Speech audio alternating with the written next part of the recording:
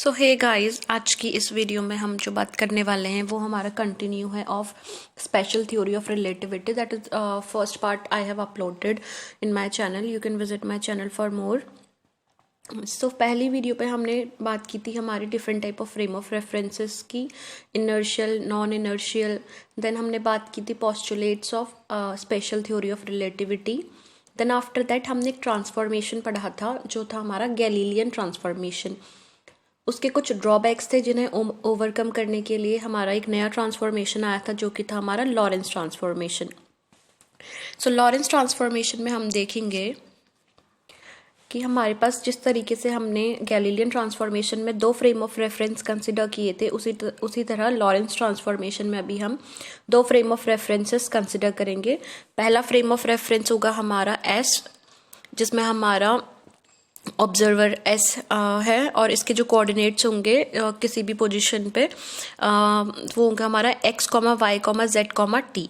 And जो दूसरा frame of reference होगा हमारा वो होगा हमारा S dash frame of reference, जिसके कोऑर्डिनेट्स होंगे X dash Y dash Z dash and T dash. So in Galilean transformation we have observed that coordinates of x dash were not equal to x when there was a condition when the second frame, that is s dash frame, was moving with some constant velocity. For observer s, observer, the velocity of when he will see that frame s dash frame of reference, the velocity will be v plus c for observer S. So this condition is not possible according to second postulate of special theory of relativity. That's why it fails. What fails? Galilean transformation fails due to as it is not obeying the second postulate of a special theory of relativity, which says that the speed of light can never exceed then c. Then the value c it cannot exceed, but for observer s it was v plus c.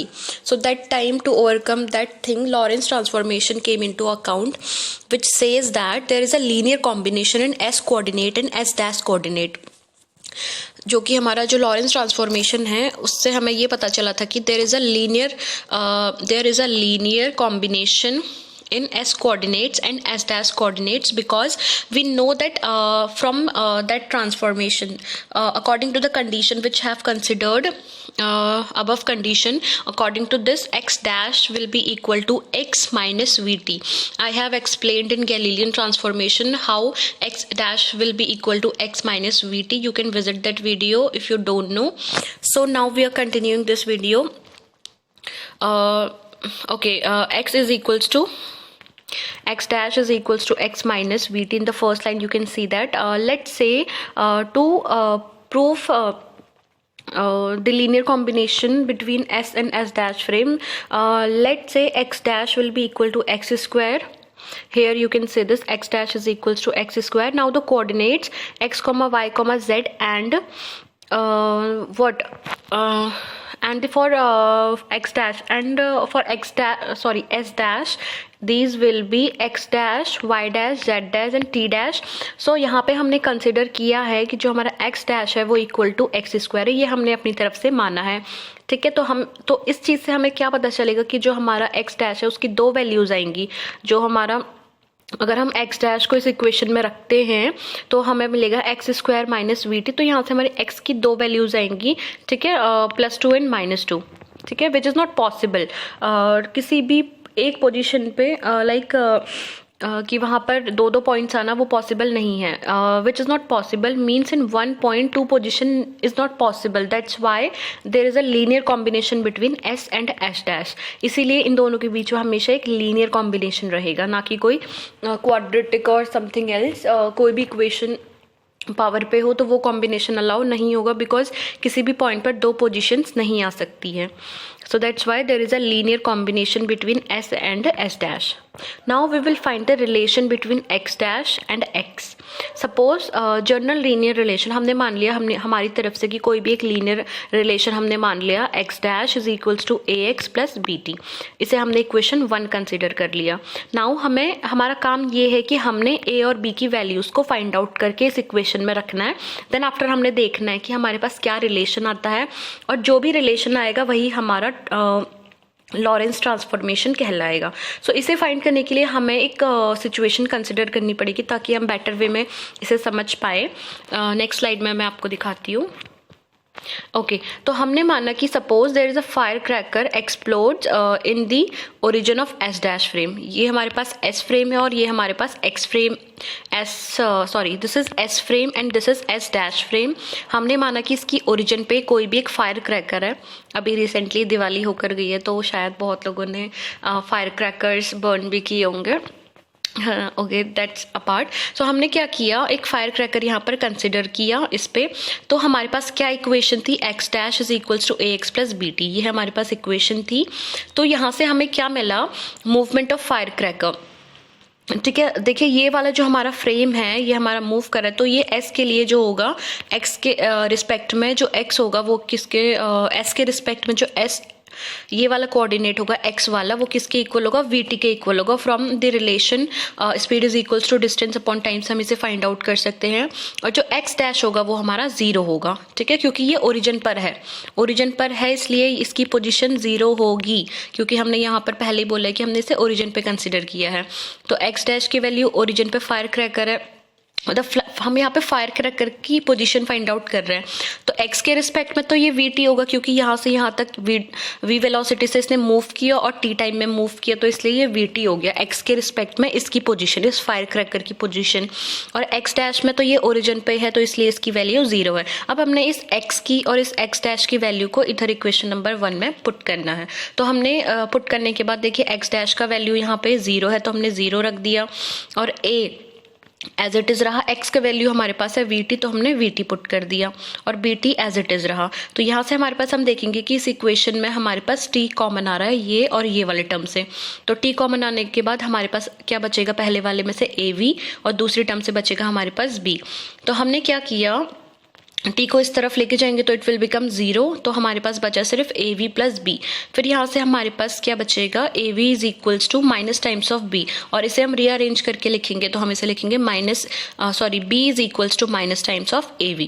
सो अब हमें क्या करना है, हमें substitute करनी है इस b की वैल्यू को इस इक्वेशन नंबर 1 पे। तो देखते हैं इस इक्वेशन पे पुट करने के बाद हमारे पास रिजल्ट क्या आता है।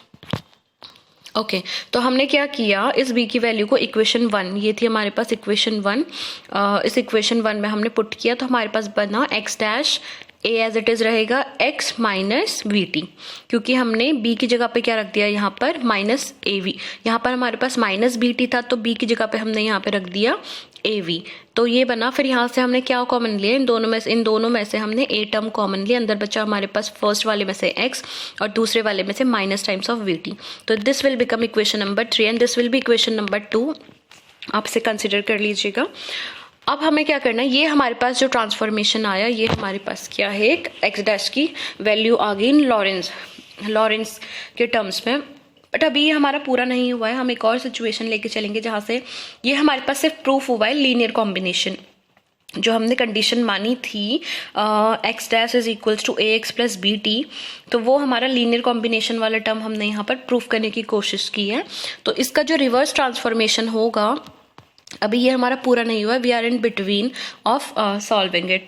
सो ये हमारे पास आई एक इक्वेशन आई, X dash is equals to A times X minus we T, this is equation number 3। अब हमने क्या किया, इसका हमने रिवर्स ट्रांसफॉर्मेशन लेना है। जहाँ पर हमारा एक्स है वहाँ एक्स डैश है वहाँ पे हमारा एक्स आएगा, ए की जगह पर ए रहेगा, जहाँ पे एक्स है वहाँ पे एक्स डैश आएगा, माइनस की जगह पे प्लस आएगा और V T as it is रहेगा। तो ये दोनों इक्वेशन नंबर 3 और 4 हमारे पास आ गई है। Now moving on to the next slide. तो देखिए अब हमने क्या किया, एक और एग्जाम्पल हमने कंसिडर किया। तो हमने क्या किया, put an electric bulb and then मतलब कि यहाँ पर हमने कोइंसाइडिंग, वहाँ पर हमने सिर्फ एक ही लिया था बट यहाँ पर हमने पहले कोइंसाइडिंग ओरिजिन पे हमने क्या लिया, जूम करके मैं आपको दिखाती हूँ। ओके, तो यहाँ पर हमारे पास क्या है, दोनों एस भी इधर ही है और एस डैश भी इधर ही है। तो एस के कोऑर्डिनेट्स हो गए एक्स वाई जेड और एस डैश के कोऑर्डिनेट्स हो गए X dash, Y dash and Z dash, और टी इक्वल टू 0 है यहाँ पर, और इसके ओरिजिन पे हमने एक बल्ब रख दिया है। ठीक है, तो जो फिर हमने देखा कि जो हमारा एस डैश फ्रेम है उसने मूव किया। ठीक है, तो उसने मूव किया तो ये सिचुएशन कुछ ऐसी आ गई। ठीक है, जब उसने मूव किया एस डैश फ्रेम ने v वेलोसिटी से इसने मूव किया, ये वाला जो फ्रेम था एस डैश, इसने यह ओरिजिन से हटकर जो हमारी पहली सिचुएशन थी ये वाली, उससे हटकर इसने मूव किया एस v कांस्टेंट वेलोसिटी से t टाइम पर। ठीक है, तो इसके जब कोऑर्डिनेट्स हो गए X dash, S dash, sorry X dash, Y dash and Z dash, ये हो गए हमारे एस डैश के, और एस वाले फ्रेम का हमारा हो गया एक्स, वाई एंड जेड। ठीक है, यहाँ पर हमारा एक ऑब्जर्वर है एस फ्रेम में, तो जो एस फ्रेम में ऑब्जर्वर है इसके लिए जो एस डैश है उसकी जो वैल्यू होगी, क्योंकि ये कांस्टेंट वेलोसिटी से चल रहा है। ठीक है, इसे हम सी भी कह सकते हैं। ठीक है, सी या वी दोनों चीज़ें हम कंसिडर कर सकते हैं। तो जब ये मूव करेगा तो एस वाले के लिए जो सिचुएशन बनेगी, तो एस उसे किस तरीके से देखेगा, एस डैश फ्रेम को वो देखेगा X is equals to C plus T, sorry C T. ठीक है, जैसे वी टी था हमने यहाँ पर स्पीड ऑफ लाइट से कंसिडर किया, तो इसलिए हमने सी टी से लिखा हुआ है यहाँ पर, देख सकते हो। और जो हमारा एस डैश होगा उसके लिए जो हमारा एक्स होगा, ठीक है, सॉरी जो एस डैश है वो एस को किस तरीके से देखेगा, वो सी टी, वो भी सी टी ही देखेगा, सॉरी सी टी डैश देखेगा। ठीक है, तो ये बनी इक्वेशन नंबर 5A और ये बनी इक्वेशन नंबर 5B। ठीक है, नाउ अब हमने क्या करना है, 5A और 5B को हमने इक्वेशन नंबर 3 में रखना है। इक्वेशन 3 हमारे पास कौन सी है, ये वाली, x dash is equals to A x minus we t. इस इक्वेशन में हमने ये वैल्यूज पुट करनी है। कौन सी values, x is equals to c t and x dash is equals to c T dash. तो हमने पुट करने के बाद हमारे पास रिजल्ट कुछ इस तरीके से आएगा, एक्स डैश की जगह पे हमने सी टी डैश रखना है और एक्स की जगह पे हमने सी टी रखना है। तो इसे सॉल्व करने के बाद हमारे पास आया, जो सिचुएशन आई, इसमें से हमने इन दोनों में से हमने कुछ भी कॉमन, हाँ हमने टी कॉमन लिया, यहाँ से टी कॉमन लिया और अंदर बचा सी माइनस वी, तो C T dash upon T जो होगा वो होगा सी माइनस वी। तो इसी तरीके से हमारा जो सी टी डैश है वो सी माइनस वी इधर आएगा और ए टी इधर जाएगा, तो टी अपॉन टी डैश हमारा क्या बनेगा, मतलब ये जो टी डैश है ये इधर आएगा और जो ए है वो इधर आ जाएगा, तो बनेगा T upon T dash is equal to C upon A minus C V. ये बनी इक्वेशन नंबर 6। अब हमने क्या करना है, अब इसे हमने इन्हीं वैल्यूज़ को जो 5A और 5B की वैल्यूज़ थी, इन्हीं को हमने फिर से हमारे रिवर्स ट्रांसफॉर्मेशन में रखना है, इक्वेशन नंबर 4 में रखना है। ठीक है, इस इक्वेशन में हमने रखना है, पहले जो हमने रखा था वो हमने रखा था इस इक्वेशन पे, अब हमने रखना है हमारी इस इक्वेशन पे, रिवर्स ट्रांसफॉर्मेशन पे रखना है। पहले हमने नॉर्मल पे रखा, अब हमने रिवर्स पे रखना है। तो हमारे पास क्या बनेगा, एक्स की जगह पे सी टी रखना है और एक्स डैश की जगह पे सी टी डैश रखना है। तो देखते हैं हमारे पास क्या सिचुएशन बन के आती है। ठीक है, तो हमने फिर से वो वैल्यूज़ रखी और हमारे पास ये बन के आया x is equals to A X dash V T. तो x की जगह पे सी टी रखना है और x डैश की जगह पे सी टी डैश रखना है। ठीक है, यहाँ पर डैश नहीं है। ओके, तो हमारे पास बनेगा, वेट एक मिनट, we gonna see the situation. Okay fine, okay, तो टी अपॉन टी डैश जो बनेगा वो बनेगा हमारे पास ए सी प्लस वी। यहाँ पे हमारा टी डैश होगा टी की जगह पे, इस इक्वेशन को आप करेक्ट कर लीजिएगा, मुझसे बाय मिस्टेकन ये कुछ गलत हुआ है। तो यहाँ पे भी टी डैश होगा, इस वाले पे वी टी डैश होगा। जब रिवर्स ट्रांसफॉर्मेशन हम लेंगे, हमारी थर्ड इक्वेशन नंबर 4 पे भी आप इसे करेक्ट कर लीजिएगा, टी डैश। तो इन दोनों में से टी डैश कॉमन आएगा तो वो यहाँ पर आएगा, फिर उसके बाद वो सिचुएशन इधर आएगी, ए एज इट इज रहेगा और सी इधर आ जाएगा, तो टी अपॉन टी डैश बनेगा ए सी प्लस वी अपॉन सी।